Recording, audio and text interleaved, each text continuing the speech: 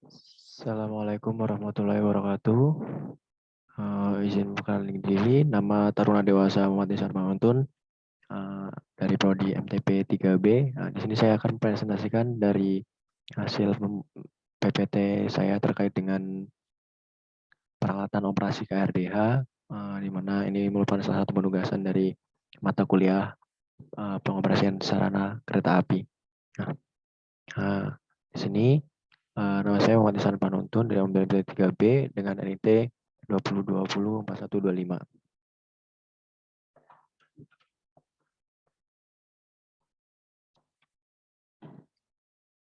Nah, pengoperasian KRDH itu suatu kegiatan yang berawal dari persiapan administrasi baik administrasi umum maupun administrasi pemeriksaan KRDH baik dalam kondisi masih mati sampai pemeriksaan ketika KRDH sudah hidup. Nah, melakukan start, mematikan engine KRDH, mengemudikan KRDH sampai dengan menyelesaikan tugas. Harus mengenal segala peralatan yang terkait dengan pengoperasian KRDH. Nah, peralatan untuk mengoperasikan kereta rel diesel hidrolik atau KRDH ini berada pada kabin masinis dengan tujuan agar semua peralatan ini bisa dikerjakan dan dilihat oleh masinis. Nah, peralatan kereta rel diesel hidrolik atau KRDH ini merupakan peralatan pengoperasian kereta rel diesel hidrolik yang di mana pengoperasian itu ada pada kabin masinis. Peralatan-peralatan itu dapat dikelompokkan antara lain sebagai berikut. Yang pertama itu ada peralatan umum atau master control. Master control ini, kemudian yang kedua ada peralatan pengereman. Yang ketiga ada peralatan meteran, kemudian lampu indikator, dan juga saklar dan switch. Peralatan yang ada pada meja pelayanan masinis. Nah, di sini ada terkait dengan gambar peralatan yang terdapat pada meja pelayanan masinis atau pada KRDH tersebut. Nah, ini ada yang A ini menunjukkan master control atau pengendali utama di mana ada master handle, receiver handle, key switch. Kemudian untuk yang B itu peralatan pengereman. Di dalam perawatan pengereman ini ada pengereman udara dan pengereman hidrodinamik. Kemudian yang C ini adalah meteran-meteran, yang D adalah lampu indikator, dan yang E adalah tombol dan switch. Nah, selanjutnya itu terkait dengan pengendali utama atau master control. Yang pertama, master control itu pada KRDH ini, master control merupakan beberapa peralatan yang digabungkan menjadi satu peralatan yang terletak pada meja pelayanan masinis. Nah, peralatan tersebut adalah suatu peralatan yang berfungsi sebagai pengatur tenaga, pengatur pengereman, dan peralatan ditman. Master control terdapat pada gambar berikut ini. Untuk selanjutnya, untuk dapat mengoperasikan pengoperasian KRDH ini dapat dibagi sebagai berikut ini. Nah, gambar satu ini terkait dengan sebagai gagang tenaga. Nah, gagang ini harus digerakkan ke arah depan. Gagang tenaga punya 4 tingkat tenaga dari 1 sampai 4. Nah, ini merupakan gambar gagang tenaga. Nah, yang kedua itu sebagai gagang pengereman hidrodinamik. Gagang ini harus digerakkan ke arah belakang. Gagang pengereman punya 7 tingkatan pengereman, yaitu dari 1 sampai dengan 6 itu untuk pengereman secara gradual atau bertahap. Dan di tingkat 7 adalah pengereman emergensi atau darurat. Yang ketiga sebagai gagang ditman. Gagang ini harus ditekan ke bawah setiap 50 detik dan dilepas kembali sesuai dengan tempo yang telah diatur. Gagang ditman ini harus dikerjakan secara periodik dan digerakkan secara manual oleh masinis. Nah, gagang ditman ini fungsinya sebagai istilahnya itu pengetes masinis itu lalai atau tidak, ngantuk atau tidak, dan sebagainya.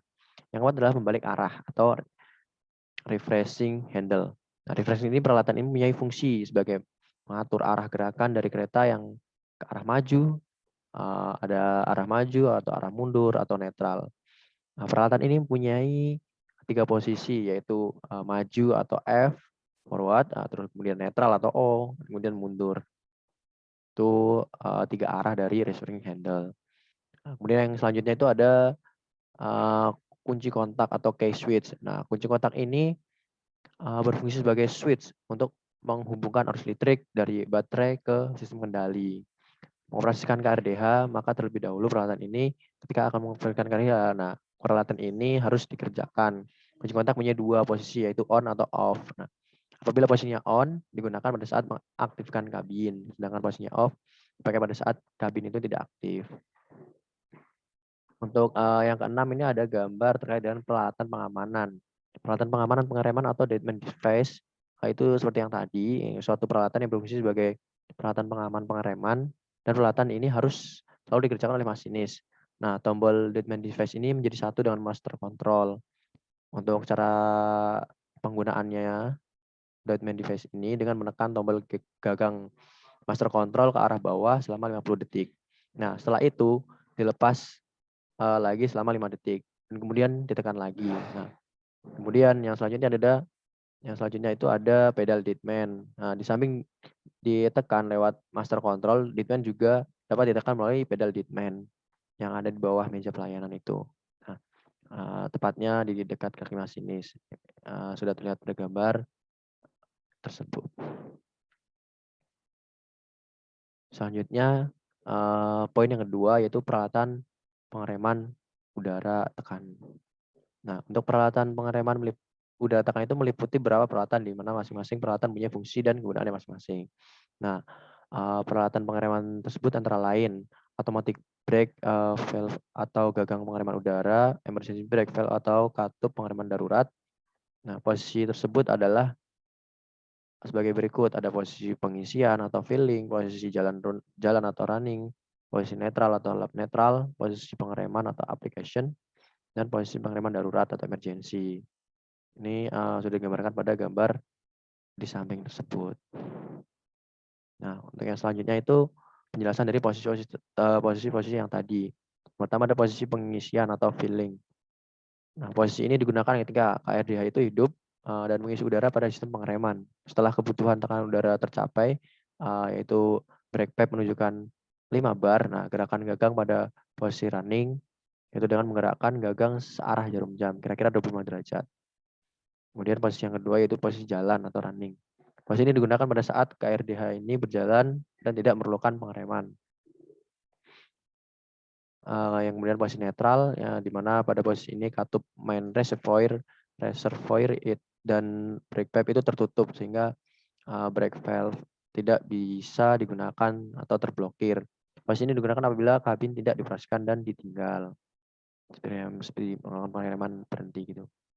Kemudian yang keempat, posisi pengereman darurat atau emergency. Nah, pengereman darurat ini digunakan ketika kereta melakukan pengereman dengan reaksi yang cepat gitu. Jadi tidak lama-lama tapi cepat.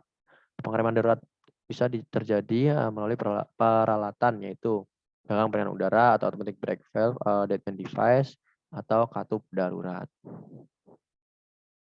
Nah, katup darurat itu sendiri, katup darurat ini berhubungan langsung dengan brake pipe. Nah, emergency valve atau katup darurat adalah suatu peralatan yang berfungsi untuk melakukan pengereman terhadap kereta api. Karena adanya bahaya terhadap perjalanan kereta api atau pengereman darurat. Nah, peralatan ini dipasang pada kabin masinis dan ruang penumpang, seperti pada gambar di samping. Nah, selanjutnya itu pengereman hidrodinamik atau hydrodynamic brake. Nah, pengereman jenis ini adalah sistem pengereman yang menggunakan transmisi hidrolik sebagai media pengereman. Dan jenis pengereman hidrodinamik ini biasanya efektif digunakan pada saat kecepatan tinggi, kereta kecepatan tinggi. Apabila kecepatan kereta api sudah rendah, pengereman ini sudah tidak efektif lagi dan harus dibantu dengan pengereman sistem pneumatik. Posisi gagang pengereman hidrodinamik ini mempunyai 7 tingkatan. Ada yang dari pertama sampai ke-6 itu pengereman bertahap atau gradual, dan pada tingkatan ke-7 itu pengereman secara darurat atau emergency. Untuk gambar pengereman hidrodinamik seperti pada gambar di samping. Nah, kemudian selanjutnya ini terkait dengan parking brake atau jenis pengereman parkir, termasuk jenis pengereman pneumatik pada saat KRDI hidup dan rem parkir tidak dikerjakan, maka silinder rem terisi dan udara terisi dengan udara sehingga menekan pegas pada tread brake. Nah, sehingga blok rem terlepas dari roda yang berakibat rem terlepas. Nah, akibat Akan tetapi bila rem parkir dikerjakan atau digunakan, udara yang ada pada silinder rem tabung ini sehingga pegas kembali mengerjakan atau mendorong blok rem menekan roda dan berakibat rem bekerja. Untuk konsep pengereman ini ada pada gambar berikut ini. Kemudian ada meteran-meteran. Yang pertama ada meteran udara tekan atau manometer udara. Nah, peralatan ini untuk mengetahui tekanan udara pada beberapa peralatan antara lain. Yang pertama, tekanan udara pada tangki utama atau main reservoir. Nah, tekanan udara pada main reservoir dapat dilihat pada manometer di bawah ini yang ditunjukkan pada jarum warna merah. Nah, penunjuk tekanan udara main reservoir berkisar itu 7 sampai 8,5 bar. Selalu naik turun karena adanya pengaturan tekanan dari governor kompresor. Kemudian tekanan udara pada pipa udara pengereman atau brake pipe. Tekanan udara pada brake pipe ditunjukkan pada jarum warna putih. Penunjukan tekanan udara brake pipe itu 5 bar. Pada saat brake valve pada posisi rilis, tekanan udara atau tekanan pada brake pipe ini akan turun kurang dari 5 bar. Nah, ketika pengereman dikerjakan pada saat brake valve dilakukan, ketika pengereman bertahap, gradual braking, penurunan tekanan udara ini apabila telah mencapai 3,2 bar maka akan berhenti, tidak bisa turun lagi. Yang ketiga itu tekanan udara pada silinder rem, nah brake cylinder. Tekanan udara pada silinder rem ini ditunjukkan pada jarum warna hitam. Nah, punya tekanan udara ini sebesar 0 bar pada saat brake posisi rilis dan maksimum sebesar 3,5 bar ketika sedang digunakan. Manometer ini mempunyai range penunjukan sampai dengan 10 bar. Nah, yang kedua itu ada meteran tegangan listrik atau voltmeter. Peralatan ini berfungsi untuk memantau tegangan listrik yang dihasilkan oleh alternator. Penunjukan voltmeter ini mempunyai range sampai dengan 400 volt. Nah, yang ketiga itu ada meteran arus listrik atau ampermeter. Peralatan ini berfungsi untuk memantau arus listrik yang dihasilkan oleh alternator. Nah, penunjukan ampermeter ini mempunyai range sampai dengan 100 volt. Kemudian yang keempat ada meteran bahan bakar. Peralatan ini berfungsi untuk memantau persediaan bahan bakar pada tangki bahan bakar. Nah, penunjukan pada meteran ini hanya memberikan informasi bahwa isi bahan bakar tangki kosong itu E dan isi setengah dan isi penuh. Nah, yang kelima ada penunjukan kecepatan atau speedometer. Peralatan ini berfungsi untuk memantau kecepatan kereta api agar sesuai dengan kecepatan yang diinginkan atau kecepatan yang tercantum dalam aturan pengoperasian. Nah, untuk yang terakhir lampu indikator. Lampu indikator ini memberi peringatan kepada masinis bahwa peralatan tersebut di bawah atau di bawah ini itu bekerja. Nah, peralatan yang diindikasikan oleh lampu ini antara lain sebagai berikut. Ada pintu kanan buka, pintu kiri buka, footstep kanan kerja, footstep kiri kerja, atau master control 1 on, master control 2 on, master control 1 gangguan, atau master control 2 gangguan. Ada baterai, ada rem parkir kerja, deadman kerja, engine mati, kemudian saklar dan tombol. Nah, saklar dan tombol ini fungsinya untuk mengerjakan beberapa peralatan kendali seperti yang disebutkan bahwa ini saklar lampu untuk mengerjakan beberapa fungsi antara lampu, antara lain penerangan ruang penumpang, penerangan kabin masinis, lampu sorot. Kemudian yang kedua ada tombol membersih kaca. Tombol membersih kaca itu ada tombol wiper, tombol washer. Ketiga ada tombol pintu kiri, pintu kanan, dan ada tombol footstep kiri, footstep kanan. Ada tombol klakson, tombol pengatur siklus udara atau fan, tombol pengatur suhu udara atau AC, tombol engine start, engine stop, tombol reset, dan tombol baterai, dan juga ada tombol lampu semboyan. Nah, itu tadi PowerPoint yang saya buat dan yang dapat saya sampaikan.